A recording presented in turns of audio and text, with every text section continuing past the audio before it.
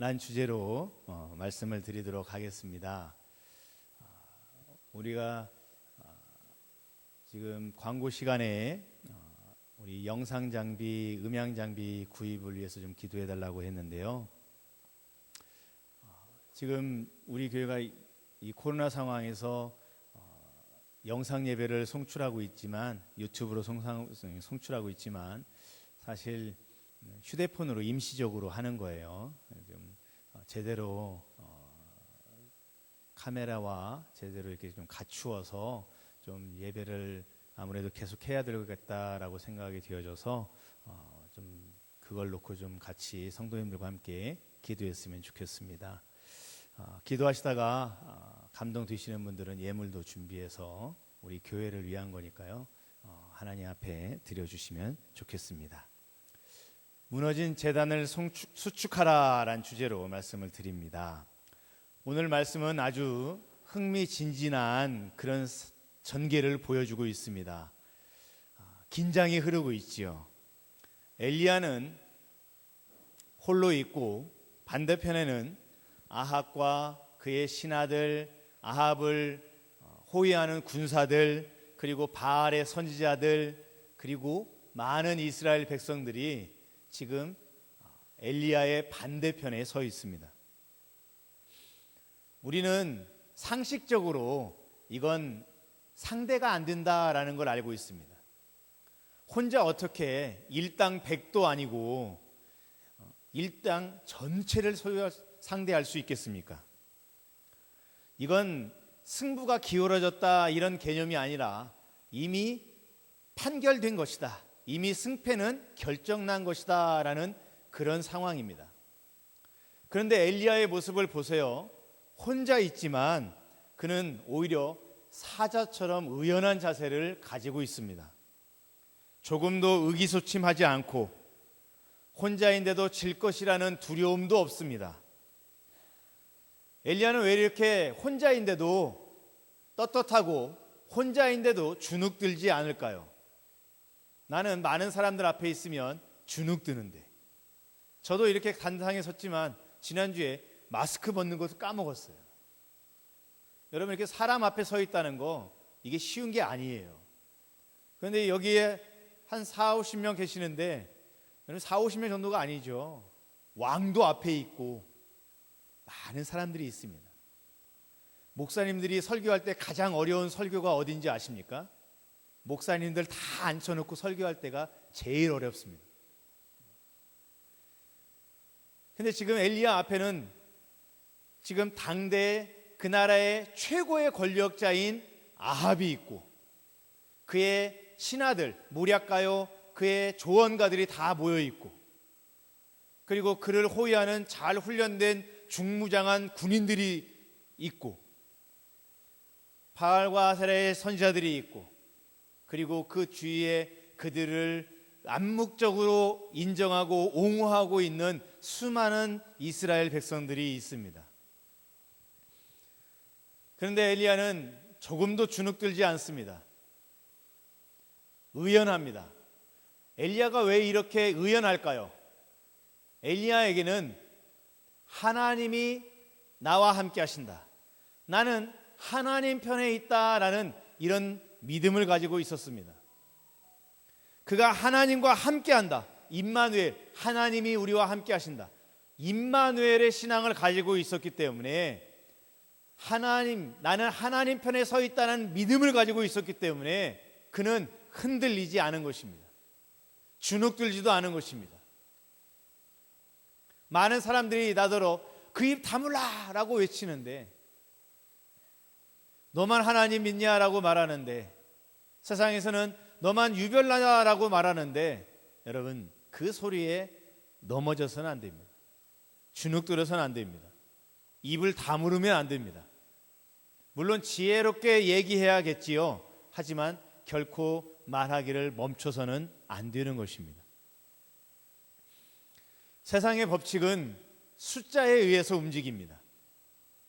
숫자가 중요해요. 많은 숫자를 가질수록 그는 성공한 사람입니다. 많은 숫자의 재물을 가진 사람, 많은 숫자의 부하들을 데리고 있는 사람, 많은 권력을 가지고 있는 거죠. 많은 표를 얻은 사람이 당선되고 표를 얻지 못한 사람은 떨어지는 것입니다. 숫자가 중요합니다.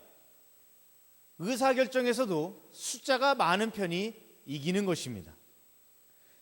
세상은 이 숫자의 흐름으로 흘러가고 있습니다.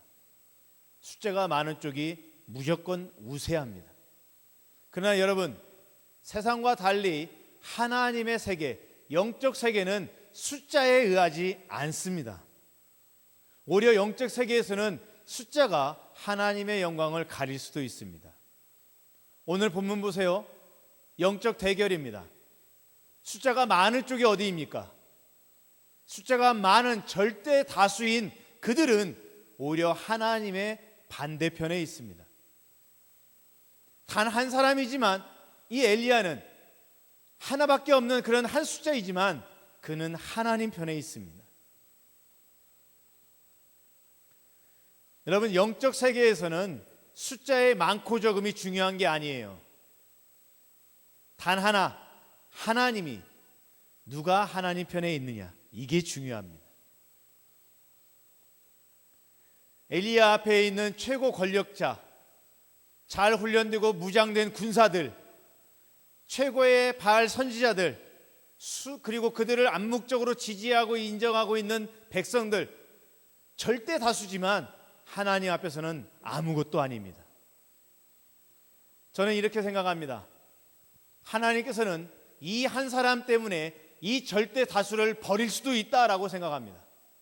왜냐하면 광야에서 이스라엘 백성들이 하나님을 원망하고 모세를 원망했을 때 하나님은 모세에게 내가 너로 인하여서 너 하나만 살리고 너로 인해서 새로이 민족을 만들고 이 이스라엘 민족은 다 내가 심판하겠다라고 말합니다. 우리 하나님 앞에서는 숫자가 중요하지 않아요. 단 한 사람이라도 하나님 앞에 있는 그 한 사람 때문에 하나님을 믿지 않는 절대 다수를 포기하시는 분이십니다.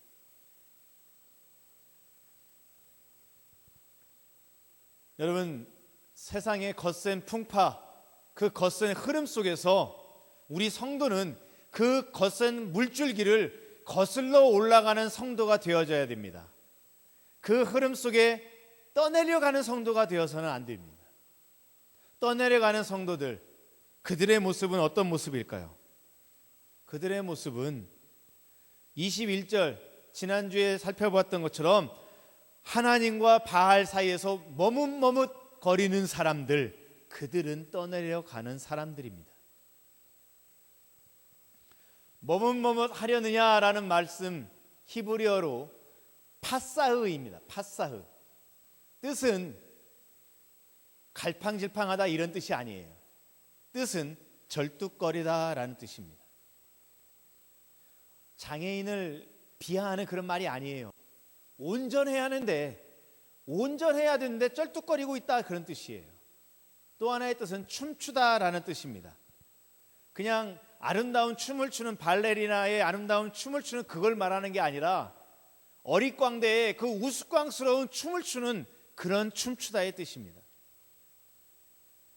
춤을 출 때 춤을 통해서 몸 사이를 통해서 아름다움을 드러내는 것이 아니라 그저 단순히 관객들의 호응을 끌어내고 관심을 끌어내기 위한 거짓 몸부림입니다. 우스꽝스러운 그런 광대의 춤사위예요. 그런 춤사위가 사람이 걸뚝절뚝 걸어가는 것처럼 우스꽝스럽게 보인다라는 것입니다. 하나님 앞에 예배자는 온전한 예배자가 되어야죠. 절뚝거리는 예배자, 신체적 절뚝거림을 말하는 게 아닙니다. 온전하지 않는 예배자는 합당치 않지요. 26절에 보면 바알의 제사장들이 아침부터 정오까지 열심히 바알의 이름을 부르며 응답해 주기를 간청하지만 응답이 없습니다. 그러자 26절 끝부분에 이렇게 써 있습니다. 그 쌓은 제단 주위에서 뛰놀더라. 뛰놀았다라는 표현이 좀 이상합니다. 제사장들이 그 앞에서 어떻게 뛰놉니까? 이 뛰놀더라의 히브리어 원어가 파사흐입니다. 머뭇머뭇 하렸느냐라는 그 단어, 파사와 같은 단어입니다. 그 제사장들이 그 제단 앞에서 바알의 이름을 부르며 불을 내려달라고 간청하고 큰 소리로 기도하며 열정적으로 행하는 그 모습이 엘리야의 눈에는, 그리고 성경 기자의 눈에, 저자의 눈에는 절뚝거리고 있는 바보스러운 사람의 모습으로 보이고 있다는 것입니다. 어릿광대와 같이 진실이 아닌 사람들의 관심과 웃음을 끌어내기 위한 거짓된 몸동작에 불과하다라는 것입니다. 여러분, 그 모습을 보는 엘리야의 심정이 어떠하겠습니까? 온전해야 할 사람이 쩔뚝거리고 있고, 진실한 몸동작을 통하여, 몸사이를 통하여 아름다움을 표현해야 할 사람이 어릿광대와 같이 거짓된 웃음을 자아내기 위해서 행동하고 있는, 춤추고 있는 그 모습을 보는 엘리야의 심정이 어떻겠습니까? 오늘 이 시간 우리는 엘리야의 심정이 되어져야, 엘리야가 되어서 이 심정을 품어야 됩니다. 그래야 본문의 말씀을 완전히 이해할 수 있습니다. 남의 이야기처럼 들으면 절대로 이해할 수 없습니다. 엘리야는 그 모습을 보면서 얼마나 이 마음의 답답함을 느꼈을까요? 그리고 엘리야를 뛰어넘어서 엘리야를 보내신 하나님의 마음은 또 어떻겠습니까? 온전하기를 바랬는데 절뚝거리고 있고, 진실하기를 바랬는데 거짓된 어릿광대에 춤사위나 하고 있는 그 백성들, 어리석은 백성들의 모습이 하나님 보시기에는 어떠하겠습니까? 여러분, 엘리야의 마음, 하나님의 마음을 알아야 됩니다. 또 더 나아가서 교회에서는 목회자의 마음을 알아야 됩니다. 목회자가 바라보는 것과 성도들이 바라보는 것이 서로 다르면 이 교회는 혼란을 겪습니다. 저는 저 뜻대로, 나는 내 뜻대로, 온전한 공동체라고 할 수 없습니다.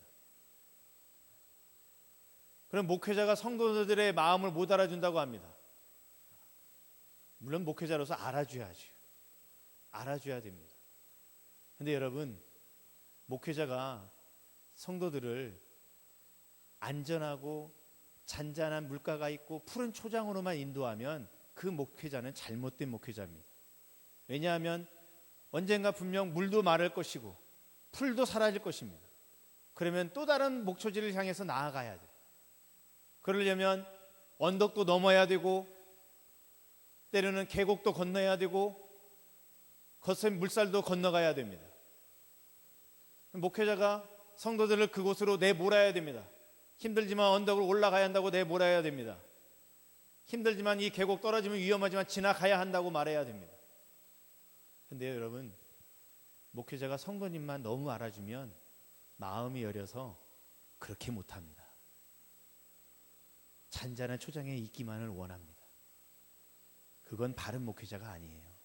물론 평상시에는 안아주고 위로해주고 잔잔한 초장으로 인도해야겠지만, 그곳에 있는 것이 다 끝나면 또 다음 초원을 향해서 목자는 양을 끌고 나아가야 됩니다. 그 길에 겪는 어려움, 언덕을 넘어가야 하는 수고로움, 계곡을 건너가야 하는 위험, 거센 물살을 건너가야 하는 위험, 내몰아야 됩니다. 근데 여러분, 목회자가 너무 알아주면 마음이 어려서 내몰질 못합니다. 그러면 그건 올바른 게 아니에요. 또 반대로 성도님들도 하나님께서 세워주신 목회자로 알고, 그 목회자가 개인적 욕심으로 하는 건지 하나님 앞에서 기도하면서 결정하는 건지를 알고 따라와야 됩니다. 만약 개인적인 욕심이면 그건 아닙니다라고 말하는 것이 옳습니다.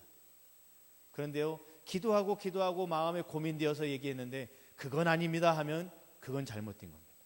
나는 언덕 올라가기 싫습니다, 나는 계곡 건너가기 싫습니다, 그거와 똑같은 거예요. 중요한 것은 목회자나 성도나 같은 곳을 바라봐야 됩니다. 여러분, 오늘 본문 보세요. 엘리야와 함께 같은 곳을 바라보는 사람이 얼마나 많습니까? 아무도 없습니다. 다 딴 곳 바라보고 있어요. 그러니까 엘리야가 기적을 지금 보이고 있는 것입니다.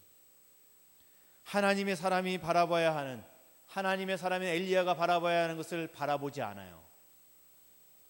우상을 바라봐요. 참 신이신 하나님을 바라봐야 되는데 바알을 바라보고 있어요. 그리고 그곳에도 길이 있다라고 말합니다. 여러분, 오늘날에도 예수 외에 다른 길이 있다라고 말하는 사람이 얼마나 많습니까? 심지어 목회자 가운데도 있습니다. 왜 교회에만 가야만 구원받느냐? 다른 종교에도 구원이 있다라고 말하는 사람이 얼마나 많습니까? 다른 길은 있어요. 뭐 서울은 고속도로 타고 가나 국도 타고 가나 돌아서 가나 이렇게 가나 다 서울만 도착하면 되지라고 말합니다. 그렇다간 여러분, 공동체가 어떻게 갑니까? 제각기 뿔뿔이 가는 것이죠. 여러분, 이런 모습, 같은 곳을 바라보지 않는 그런 모습, 그리고 다 같이 한 통속이 되어서 하나님을 바라보지 못하고 있는 이스라엘과 아합 왕과 그의 신하들과 그의 군사들과 바알과 아세라의 선지자들과 그리고 이스라엘 백성들을 바라보는 엘리야의 심정이 어떻겠습니까? 성경은 엘리야의 심정을 기록하고 있어요. 그냥 우리가 추상적으로 아는 게 아니에요. 엘리야의 그 심정을 성경은 기록하고 있습니다. 27절 보시기 바랍니다. 정오에 이르러는 엘리야가 그들을 조롱하여 이르되, 엘리야는 조롱하고 있습니다. 아니, 하나님의 사람이 남을 비웃다니요. 아니, 하나님의 사람이, 아니 어떻게 목사님이 남을 비웃습니까? 어떻게 조롱합니까? 라고 생각할 수 있어요. 그런데 여러분, 성경에는 분명하게 엘리야가 조롱했다라고 기록되어 있습니다. 그러면 우리 하나님은 어떠실까요? 엘리야야, 그거 좀 심하지 않느냐, 조롱하다니, 그러신 하나님일까요? 아니면 하나님도 같이 조롱하고 있을까요? 비웃고 있을까요? 여러분, 상식적으로 내가 섬기는 하나님이 비웃는 하나님이실까요? 여러분, 비웃는 하나님이십니다. 조롱하는 하나님이세요. 시편 2절과 4절 말씀을 보여주시기 바랍니다. 시편 2편 2절, 여호와와 그의 기름 부음 받은 자를 대적하며, 4절 말씀, 하늘에 계신 이가 웃으시며 주께서 그들을 비웃으시리로다. 이 4절에서 히브리어 대꾸법이 쓰여졌습니다. 강조하기 위한 거죠. 하나님께서 비웃는다고 강조하고 있어요. 누굴 비웃습니까? 여호와를 대적하는 자, 그의 기름 부음 받은 자를 대적하는 자를 비웃는다라고 기록되어 있습니다. 잠언서 1장 25절과 26절 말씀을 보여주세요. 도리어 나의 모든 교훈을 멸시하며 나의 책망을 받지 아니하였은즉 너희가 재앙을 만날 때에 내가 웃을 것이며 너희에게 두려움이 임할 때에 내가 비웃으리라. 여기도 히브리어 대꾸법으로 강조하고 있습니다. 비웃는다라고 강조하고 있어요. 누굴 비웃습니까? 하나님의 말씀을 멸시하고 하나님의 말씀, 책망을 받지 않는 사람, 그들을 하나님이 비웃겠다라고 강조하며 말하고 있습니다. 엘리야가 조롱하고 비웃고 있어요. 우리 하나님도 조롱하고 비웃고 있습니다. 여러분, 거룩하신 하나님께서 어떻게 비웃으실까라고 생각되시겠지만 말씀에 기록되어 있습니다. 우리 하나님은 사랑의 하나님, 자비와 긍휼이 무궁하신 하나님이에요. 그런데요, 선지자를 통해서 회개하라고 외쳤는데, 범죄한 죄인에게 선지자를 통하여 회개하라고 외쳤는데, 목사를 보내서 회개하라고 책망했는데 그 책망을 받아들이지 않으면 심판하시고 영원한 지옥 형벌을 내리시는 하나님이에요. 조롱하십니다. 그 회개치 아니하는 모습을 조롱하세요. 하나님이 아닌 거짓된 우상에게 숭배하는 모습을 조롱하시는 거예요. 여러분, 오늘 엘리야가 조롱하고 비웃고 있습니다. 무엇을 조롱하고 비웃고 있습니까? 바알의 선지자들이 무엇을 했기에 그들을 조롱합니까? 바알의 선지자들이 한 행동을 조롱하고 있죠. 그들은 제단을 쌓았습니다. 그들은 예물을 가지고 와서 송아지를 드렸습니다. 그들은 예배를 드렸습니다. 그들은 큰 소리로 기도했습니다. 그들은 자신의 피를 흘리는 열정으로 부르짖었습니다. 그런데 엘리야는 비웃었습니다. 가만히 보세요. 오늘 우리도 제단을 쌓습니다. 오늘 우리도 예물을 가지고 하나님 앞에 나아옵니다. 오늘 우리도 예배를 드립니다. 오늘 우리도 큰 소리로 기도합니다.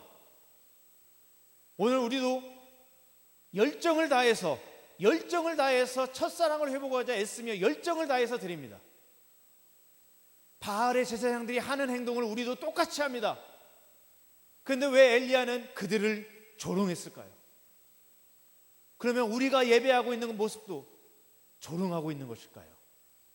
한 행동은 똑같습니다. 그러면 뭐가 다를까요? 무엇이 다릅니까? 차이가 뭐예요? 대상이 잘못됐지요. 그들은 바알에게 했습니다. 우리는 참 신이신 창조주 하나님께 하고 있습니다. 대상이 다른 거예요.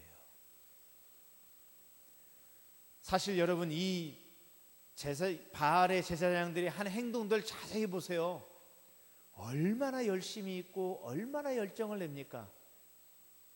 지성이면 감천이라고 이 정도로 열심을 내고 이 정도로 헌신했으면 하늘에서 불이 내려줘야, 하늘이 감동받고 불을 내려줘야 마땅할 것 같습니다. 그런데 가능할까요? 하늘에서 불을 내려서 바알의 제사장들의 그 열정 때문에, 그 헌신 때문에, 그 노력 때문에 하늘에서 불을 내려서 그 번제물을 태울까요? 여러분, 우리는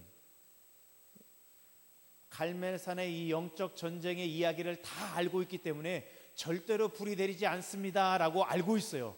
그러나 여러분, 속지 마세요. 우상들도 하늘에서 불이 내리게 할 수 있습니다. 계시록 13장 11절부터 14절 말씀을 보겠습니다. 조금 말씀이 많아서 제가 좀 빨리 읽겠습니다. 내가 보매 또 다른 짐승이 땅에서 올라오니 어린 양같이 두 뿔이 있고 용처럼 말을 하더라. 그가 먼저 나온 짐승의 모든 권세를 그 앞에서 행하고 땅과 땅에 사는 자들을 처음 짐승에게 경배하게 하니 곧 죽게 되었던 상처가 나은 자니라. 이 단문이 중요합니다. 큰 이적을 행하되 심지어 사람들 앞에서 불이 하늘로부터 땅에 내려오게 하고 짐승 앞에서 받은 바 이적을 행함으로 땅에 거하는 자들을 미혹하여 땅에 거하는 자들에게 이르기를 칼에 상하였다가 살아난 짐승을 위하여 우상을 만들라 하더라. 여러분, 우상들이, 거짓된 자들이 불을 내리게 할 수 있습니까? 없습니까? 있어요. 계시록 말씀에 지금 땅에서 올라온 짐승은 적그리스도예요. 하늘에서 불을 내리게 한다고 하잖아요.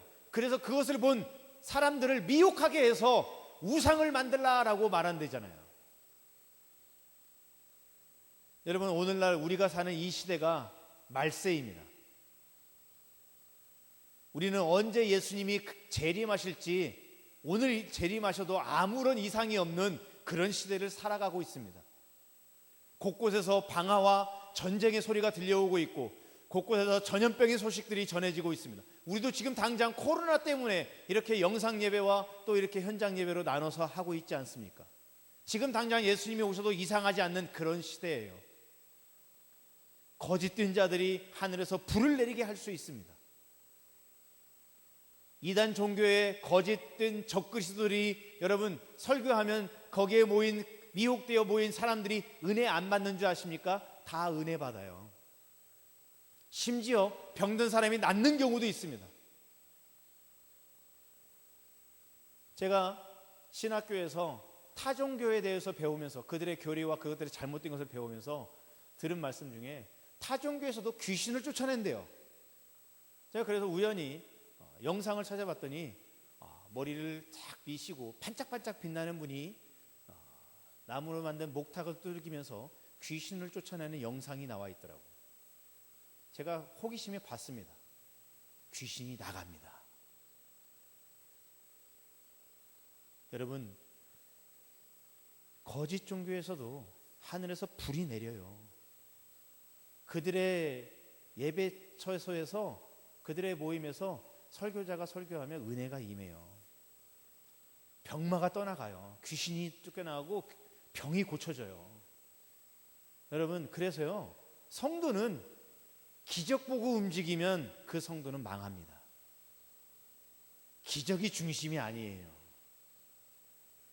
여러분, 생각해 보세요. 왜 바알과 그 아세라의 선지자들이 하늘에서 불을 내리게 하자라는 엘리야의 그 조언을, 제안을 왜 받아들였을까요? 나는 못 내리게 하는데 너도 못 내리게 하니까 우리는 둘 다 삐까삐까야, 똑같아, 이런 생각이었을까요? 아니에요.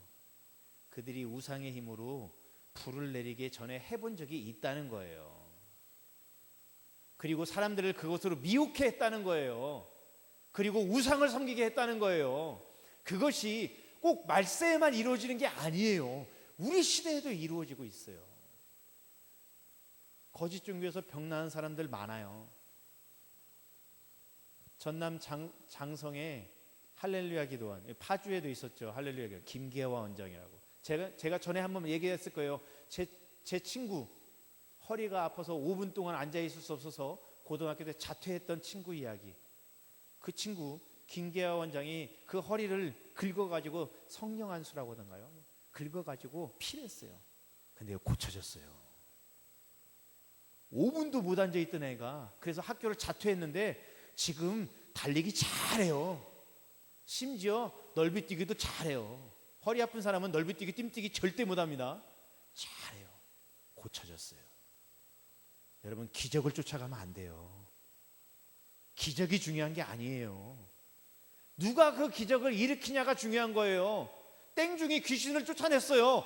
근데 그건 잘못된 거잖아요. 귀신 쫓아낸 게 진리가 아니에요. 잘못된 교리로 잘못 살고 있는 거죠. 여러분, 하나님을 믿는 사람이 하나님의 기적을 따라가야 되는 거예요. 하나님의 말씀을 따라서 하나님 따라가는 거예요. 그게 올바른 거예요. 기적 따라가지 마세요.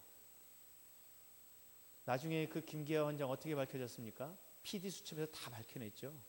살아난 사람보다 죽은 사람이 훨씬 더 많고, 네? 나중에는 어떻게 됐습니까? 이단에 빠졌죠. 이단에 빠졌습니다. 누가 기적을 일으키냐가 중요한 거지 기적 자체가 중요한 게 아니에요. 이 거짓 종교에서도 기적을 일으키니까 사람들이 미혹되어서 거기 가서 그 우상이 신인 줄 알고 섬기는 거예요. 이 계시록의 말씀이 그대로 지금 시대에도 이루어지고 있어요. 여러분, 그러면 우리는 어떻게 해야 됩니까? 누가 기적을 일으킨지를 보아야 됩니다. 그리고 어떻게 해야 됩니까? 30절 말씀에서 엘리야가 이렇게 말합니다. 내게로 가까이 오라라고 말합니다. 내게로 오라는 거예요. 지금 이스라엘 백성들이 서 있는 자리는 구경꾼의 자리고 믿음 없는 자의 자리고 불신자의 자리고 우상의 자리예요. 그곳에서 하나님을 섬기는 자리로 가까이 나아오라라는 거예요. 옮겨오라는 거예요. 하나님의 자리로 옮겨가야지요. 여러분, 내 삶의 자리가, 우리 성도님들은 내 삶의 자리가 어디 있었는지 돌아보십시오. 지난 일주일간 내 삶의 자리가 혹시 세상 사람들과 똑같은 세상의 자리에 있었던 적은 없었습니까? 믿음을 지켰어야 하는데 믿음을 지키지 못한 불신자의 자리에 있었던 적은 없었습니까? 구경꾼의 자리에 서 있었던 적은 없었습니까? 여러분, 그 자리에서 하나님의 자리로 옮겨와야 됩니다. 하나님의 자리로 나아와야 돼요. 하나님의 자리로 나아가기만 하면 안 돼요. 하나님의 자리로 가까이 나아가서 우리가 꼭 해야 할 것이 있습니다. 꼭 해야 할 그것은 바로 무너진 여호와의 제단을 수축하는 것입니다. 나의 무너진 여호와의 제단을 수축하는 거예요. 30절부터 32절의 말씀 제가 읽겠습니다. 엘리야가 모든 백성을 향하여 이르되 내게로 가까이 오라. 백성이 다 그에게 가까이 가매 그가 무너진 여호와의 제단을 수축하되 야곱의 아들들의 지파의 수요를 따라 엘리야가 12개를 취하니 이 야곱은 옛적에 여호와의 말씀이 임하여 이르기를 내 이름을 이스라엘이라 하리라 하신 자더라. 그가 여호와의 이름을 의지하여 그 돌로 제단을 쌓고 12개의 돌을 취했습니다. 이스라엘 12지파를 의미합니다. 야곱이라는 이름이 또 등장해요. 야곱은 누구입니까? 하나님께서 아브라함을 택하여서 언약하셨던 그 언약이 이삭을 통해서 계속되어졌고 야곱을 통해서 베델에서 계속되어졌습니다. 즉 모든 백성이 바알에게 넘어간 이때에 12돌을 다시 취한 것은, 야곱을 다시 취한 것은 아브라함의 자손으로서 하나님께 약속했던, 언약했던 그 언약을 회복하는 거예요. 그리고 잊혀지고 우상 숭배의 백성이 아닌 하나님의 백성으로서 다시 세우는 거예요. 그런데 엘리야가 어떻게 세웠습니까? 여호와의 이름을 의지하여서 그 돌로 제단을 쌓았다, 제단을 수축했다라는 거예요. 여러분, 우리가 하나님 앞에 무너진 제단을 수축하는 것은 여호와의 이름으로 수축해야 됩니다. 그리스도의 이름으로 수축하는 거예요. 하나님의 말씀으로 수축하는 거예요. 하나님께서 우리에게 주신 언약은 무엇입니까? 그리스도라는 십자가의 보혈이죠. 그 보혈 위에서 예배를 쌓아가야 하는 거예요. 그 보혈 위에서 나의 기도를 쌓아가는 거예요. 그 보혈 위에서 나의 헌신을 쌓아가는 것입니다. 그냥 내가 예배하러 왔다고 마치 돌 하나 위에 돌 하나를 또 쌓는 것처럼 예배 한번 드렸다고 되는 게 아니에요. 언약을 의지해서, 여호와의 말씀을 의지해서, 그리스도를 의지해서 하나씩 하나씩 쌓아가는 것입니다. 그런데 여러분, 여기 보면 여호와의 제단을 수축했다라고 하는데 이 수축했다라는 단어가 히브리어 단어가 라파입니다. 제가 찬양 시간에 여호와 라파 찬양을 넣었어요. 의도적으로 넣은 거예요. 여호와 라파, 라파의 뜻이 뭐죠? 치료하다. 제단을 치료한다는 거예요. 또 다른 뜻은 고치다의 뜻이 있어요. 제단을 고친다는 뜻이에요.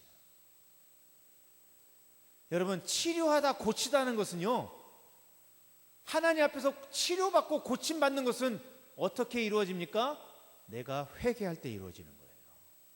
내가 회개할 때, 내 무너진 곳의 삶의 자리를 하나님 앞에서 회개할 때 그게 회복되는 거예요. 그게 고쳐지는 거예요. 회개할 때 치유받는 거예요. 여러분, 하나님의 은혜는 회개하는 자에게 임합니다. 회개하지 않은 자에게 임하지 않아요. 제단을 그냥 쌓아라, 한 번 더 예배를 드려라, 이런 뜻이 아니에요. 잘못 드리고 있는 너의 예배를 치유받아라. 잘못 기도하고 있는 너의 모습을 고쳐라 라는 거예요. 그리스도의 이름으로. 그 말은 회개하고 십자가의 보혈로 고침받으라 라는 뜻이에요. 여러분, 여러분의 삶의 자리를 되돌아보시기 바랍니다. 내 삶의 자리에 무너진 영역들이 있다면 그 영역들을 고쳐야 돼요. 어떻게 고칩니까? 십자가로, 주님 앞에 나와서 주님의 그 십자가로 고치시기 바랍니다. 코로나로 인해서 가정에서 예배하면서 혹시 내 삶의 예배가 약해지고 무뎌지고 능력이 사라졌습니까?